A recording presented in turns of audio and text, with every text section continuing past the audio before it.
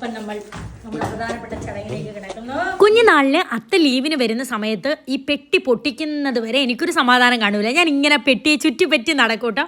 പിന്നെ അതേ സ്വഭാവമാണ് ഇപ്പോൾ പൊന്നൂസിനും മോനുക്കുട്ടനും. എൻ്റെ അനിയൻ വരുമ്പോഴും സാധാരണ ലീവിന് വരുമ്പോഴും അത്തച്ചി വരുമ്പോഴും ഒക്കെ അവരും ഇങ്ങനെ ചുറ്റിപ്പറ്റി നടക്കൂട്ടോ. വേറൊന്നും അല്ല കേട്ടോ, ഇവർ വരുന്നതിന് മുമ്പ് നമ്മളെ ഫോൺ വിളിച്ച് ചോദിക്കുമല്ലോ. അപ്പം നമ്മൾ എന്തെങ്കിലും ഒരു ഇഷ്ടപ്പെട്ട സാധനം പറഞ്ഞിട്ടുണ്ടായിരിക്കും. ആ സാധനം നമ്മുടെ കയ്യിൽ കിട്ടുന്നത് വരെയാണ് നമുക്ക് ഈ വെപ്രാളം. അനിയൻ പ്രവാസിയായതിനു ശേഷം ആദ്യമായിട്ട് ലീവിന് വരികയാണ് കേട്ടോ. സത്യം പറഞ്ഞാൽ ഈ പെട്ടി പൊട്ടിച്ച സാധനങ്ങളിലൊന്നും ഞാൻ നോക്കുന്നില്ല. ഞാൻ അവനോടൊരു സാധനം പറഞ്ഞിട്ടുണ്ടായിരുന്നു, അത് എൻ്റെ കയ്യിൽ എപ്പോൾ കിട്ടുമെന്നാണ് ഞാൻ ആലോചിച്ചുകൊണ്ട് നിൽക്കുന്നത്.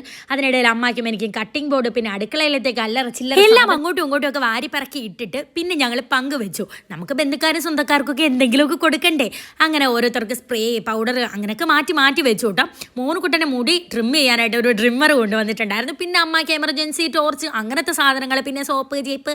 എൻ്റെ പൊന്നെ, സ്ഥിരം നമ്മളുടെ പ്രവാസികൾ ലീവിന് വരുമ്പോൾ കൊണ്ടുവരുന്ന സാധനങ്ങൾ കാണുമല്ലോ. മൂ കാണും, അതുപോലെ ടൈഗർ ബാം കാണും, അമൃതാഞ്ച കാണും. എൻ്റെ പൊന്നെ, അങ്ങനത്തെ സാധനങ്ങൾ. പൊന്നൂസിന് കൊണ്ടുവന്ന സ്പെഷ്യൽ സാധനം ഇതാണ് ലബൂബു. ഞാൻ ആദ്യമായിട്ടാണ് കാണുന്നത് കേട്ടോ. പൊന്നൂസ് അവനോട് പറഞ്ഞാണ് കൊണ്ടുവരാൻ. ഞാൻ പറഞ്ഞ ഒരേ ഒരു സാധനം ഇതാണ് കേട്ടോ. കുറേ വീഡിയോസിലൊക്കെ കണ്ട് കൊതി തോന്നിയതാണ്. ദുബായിലെ പിസ്താഷ്യോ കുനാഫ ചോക്ലേറ്റ്.